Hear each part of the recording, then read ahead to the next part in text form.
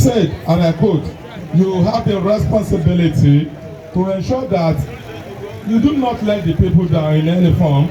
The only way you can reciprocate this trust is to give your best and ensure that the welfare and well-being of the people take precedence in all your decisions. Right from our first day in office, I implore you to start thinking about the kind of legacy you would like to leave behind when your tenure ends. As we all know, public office is a position of trust that no one can hold forever. We hold it for the time, and of course, we then pass on the baton to others. In capping his words, Mr. Governor admonishes us to ensure that we surpass the legacies and the expectations of the people that eagerly elected us. Those words have since our first day in office been a source of motivation for us, and that is why we have decided to get to work immediately we took over the mantle of this servant leadership. We are all gathered here today to mark our first 100 days in office, and this is because every organization or institution or office usually in the need of a periodic assessment of performances as well as appraisal of staff of those organizations. Good performance, you will agree with me, can be seen to be accomplished by a given task measured against preset standard of accuracy, completeness, and cost. The performance of an administration in our present democratic government, of course, is measured by the improvement of the quality of life of the nation at the state and of course at the local government during our period of such administration. Good governance is not just about making right decisions, but also the best possible process for implementing those decisions. It is, however, a subset of governance wherein public resources and problems are well managed effectively, efficiently, and of course in response to critical needs of our people, the good people of Ikosegun. However, as a devoted Muslim, I say good governance beyond performing well on a given task. I also strongly believe that good governance is an act of ibadah. Yes, an act of worshiping and appreciating Almighty Allah. During our electioneering campaigns, we promise to deliver services and programs based on the 3E models of purposeful and good governance, namely engaging, evaluating, and executing. Today, we are happy to announce to you all that the programs and projects which this administration has embarked upon since we assumed office are those which have been critically assessed through the above mentioned models. With the very little resources at our disposal, we have been able to record significant achievements in various sectors of our economy, which came about after a series of engagements with different stakeholders, and we are still working very hard. We are working our fingers to bowl to ensure that we do more to make every individual in Ikosegun enjoy the dividend of democracy. I am a strong and unrepentant advocate of a prosperous Ikosegun, where prosperity is not going to be just for selected few, but where prosperity is going to be for all and sundry. I specifically outline those areas. As you can see in the brochure of our program in your hand, we've been able to delve into some critical area of governance. Let me start from health. As the popular saying goes, health is wealth, ìlera lọ́rọ̀. Having this at the back of our mind, we have made the health sector one of our main priorities. Few weeks after I assumed office, I received in my office the good people of Odotemu community, which also happens to be the fastest growing community in Ikosegun LCD. They make so many requests, part of which is the urgent need for a primary health care center, and we gave them our award to build one for them within, I repeat, within our first 100 days in office. Today, as your servant leader, I am happy to announce to you that as we speak, the Odotemu ultramodern primary health care center is ready for commissioning, and in matter of days we shall gather again to commission that befitting edifice, the health center, the modern PAC. It has 2 separate wells to serve both male and female. Each of these wells has 10 bed space, making a total of 20 bed space in hall. Of course, it has a labor room for pregnant women to deliver their newborn babies, a pharmacy, a consulting room, store, offices for doctors and nurses on duty. It also has a generating set to provide uninterrupted electricity power supply whenever there is a power outage. Also, a borehole facility and also a security post to provide 24-hour security. Today, we shall also commission 2 fully equipped ambulances.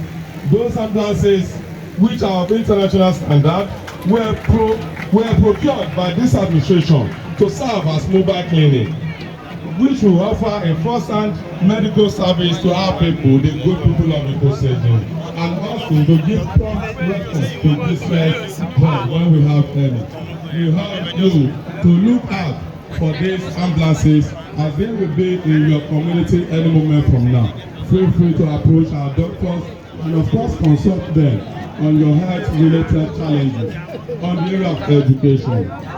As an administration that values education, we believe when you open the door of a school, simultaneously you are closing the door of a prison. And when you close the door of a school, you are opening the door of a prison. We have done a lot of interventions in the education sector, and today we shall be showcasing some of our achievements in that sector. The local government, of course, is saddled with the responsibility of providing qualitative primary education to our children, and this is why our government has introduced what we refer to as Ikosegun Complete School Park. Kábíyèsí Ọlọ́jà, the Ikosegun Complete School Park, sir, consists of about 5,000 bags. We have 5,000 bags, 5,000 pupils in all our 17 public schools, and in each of these bags we are giving all the primary school students pupils in Ikosegun LCDA. We give them a school bag. We are giving them 1 school uniform free. We are giving them 1 sandal. We are giving them writing material ranging from pencil, biro, and other instructional materials. We are also stepping it further. By giving those in the Primary 5 and Primary 6, we added mathematical sets and, of course, a portable dictionary for those ones to prepare them and project them for solid secondary education. We are doing all of this to increase the standard of education, not just in Ikosegun LCD, but also in Lagos as a whole. As a government that is aware of the enormous challenges and risks our children encountered on daily basis in their quest to go to school, these challenges based majorly on transportation. On daily basis, we see our students trekking from Ikosi down to Odo Onosa to Odo Ayodele because all the schools in Agbowa are scaled up. Our children from Agbowa are no longer at a school, to accommodate them in Agbowa. They don't come back Odo, no, they will trek from Odo Onosa. Some of them goes to Ajibo. Obviously, Elejiri, you will be surprised to know that most of these students from Itoki, they walk their way down to Ajebo, even to community grammar school here, and exposing these younger ones to incessant attack, avoidable road accidents, kidnapping, and all other social vices. Because we want to put a end to this, we have to put a end to this problem. We have procured 2 new school buses. We call it Ikosegun Free School Bus Shuttle. This free school bus shuttle will be taking these children to school in the morning, then going to bring them back from school in the afternoon. We know that 2 cannot be enough, but like the proverbial Shakmon being seller, Shebi Otimo, Elewa Shakmon, we are starting with 2. And in no distant time, we are going to add more.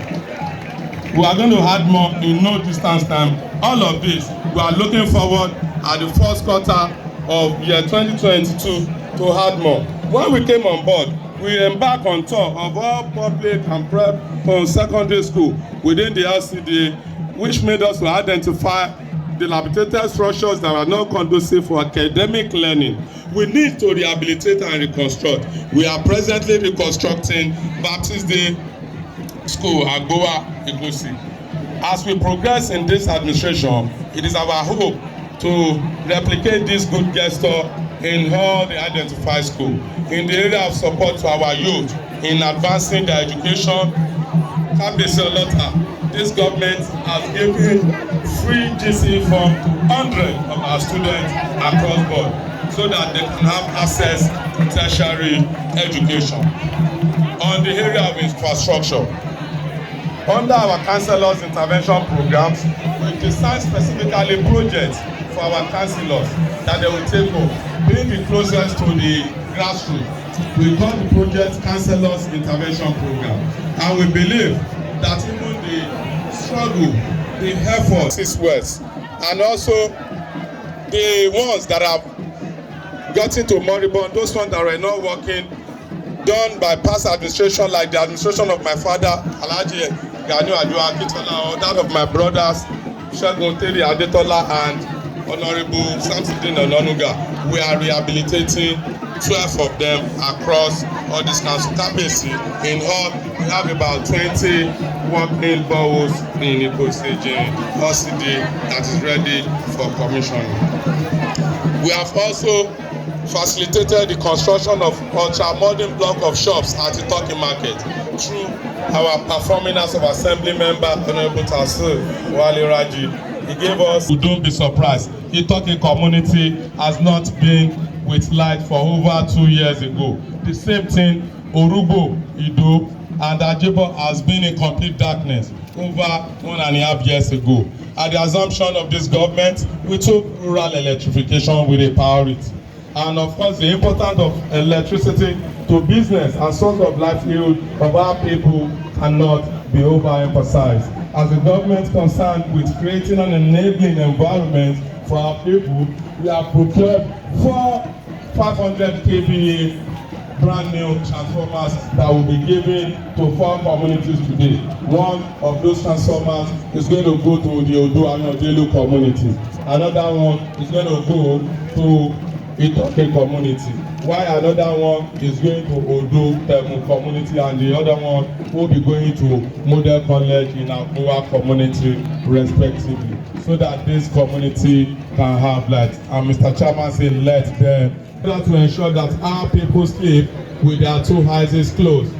We have rejigged and restructured our local security architecture, popularly known as the Gbalule. We have employed about 20 personnel into our security outfits in order to effectively complement the effort of the 2 divisional police stations we have, the Agbowa and Ketu police division respectively. We have also purchased an operational vehicles for mobility, and we have as well equipped them with uniforms and personal protective equipment for effective and efficient discharge of their duty. Kabiyesi, the Lagos State government is moving Okobaba very soon to Agbowa community any moment from now.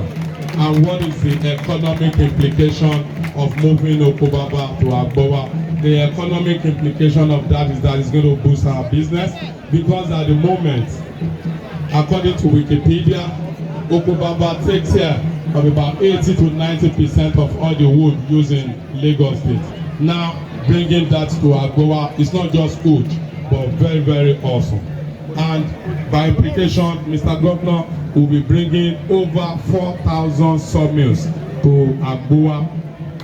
4,000 sawmills. Each sawmill with our staff, members, and management will not be fewer than 10 to 20. We can do the arithmetic calculation of the population explosion that will be happening in Agbowa any moment from now.